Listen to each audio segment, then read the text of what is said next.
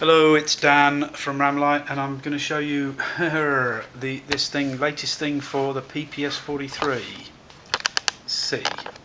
So that's basically the Russian subgun from World War II, which was based on the, I don't know, something PPSH-41 or something. I mean, there was the original Scandinavian one or something, and then they just, the Russians were very good at using stamped metal, formed and pressed metal, really thick actually, to simplify the manufacture process. And I think the weight went down considerably as well. And they got them to work reliably as well. And of course, so this is a particular version you can buy in America. That's the pistol. Pioneer Arms, I bought this from. This is made in Poland. And the folding stock is permanently pinned up closed, so it's a pistol parentheses. So I've been messing around with these for a few years really, and this is the first ever design we came up with to fit this, and it is pretty terrible. It's not my design. I hated it. It doesn't even fit actually. I could probably get it to fit with a little bit of work, but horrible. Horrible. That's number one. Then we went through a few more and whatever, and finally got it to kind of this shape, this sort of man. I always think of it like a man who's got stubby little arms and then fat little legs. You can sort of see what I'm saying. And what you end up with is you've got to have your anti-recoil. You've got to have your anti-recoil here, something to stop this thing shunting backwards and forwards, and then you want something to stop it sliding around like this. So this was the basic shape. This sort of, because this is bowed in. It bows in and comes out. You've got an access point in here to get your product to go on, and a little bit here. You've got these rivets in the way. It's kind of flat on top because they've pressed into it. It's a little bit offset, believe it or not. And so that worked for a bit, and sales diminished a little bit. But I've had quite a few inquiries lately, and I decided to resurrect it. So this is it. This is what I call the definitive. It's minimalist. I mean, you're going to say, well, how the hell does that not move around? And you're going to find out why it does not move around in a minute. So the process is, I was sort of trying to make. I made like a rail version. I realised that. I made one from aluminum and put the magnets into it, and it wasn't strong enough, and that's because you need the steel to transmit the magnetic circuit.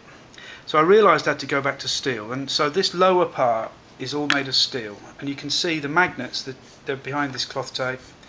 They sit in a steel channel that's made of formed sheet metal.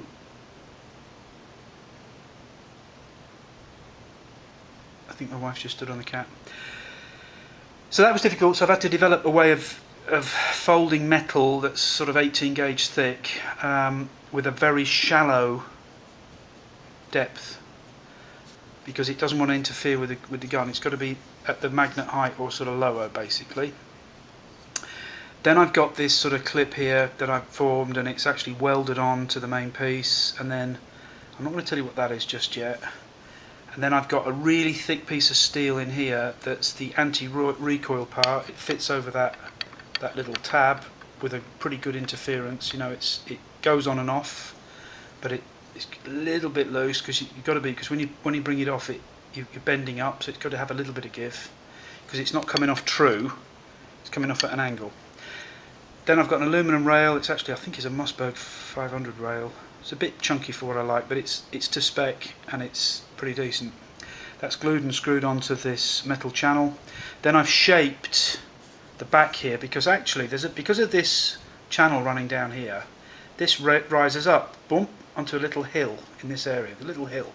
So you've got to clear that hill. So actually you want it so that when the rail's on, the rail is flat. The magnets make full contact with both sides here. Obviously it can't touch the valley, but it makes full contact, and then these slide down into there. I think that they make this more. These make these less likely to wobble, in my opinion. I got rid of the rear ones because I realised they're unnecessary if you've got a good interference fit on this hole. So let me just show you what it's actually like. By the way, I've got protective surfaces on the magnets. Only things touching the gun is this cloth tape, and then at the back it's powder coat. It's powder coat in that hole. So let's just demonstrate. And by the way, let's just show you.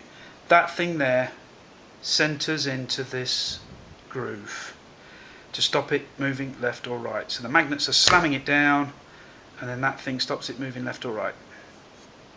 And it's like a screw thread, so I've adjusted it on the gun sort of thing. So let's just hope I'm right and it's going to be perfect and not move around. So the way to do it is always to go and get into this hole. See how easy that was? Before it was a bit of a struggle sometimes, and then you just line up on that rear part here, and then you just very gently push it back like this. And did you see that just fall down? And that is absolutely solid. I'm looking for left, right, move. People always put comments like, oh, it's moving or whatever, or they say that can't work. Don't do that. Just go somewhere else, please. Look at some other channel. I'm very, very discerning, and I know from experience that that is good for the job. Absolutely great. Absolutely solid.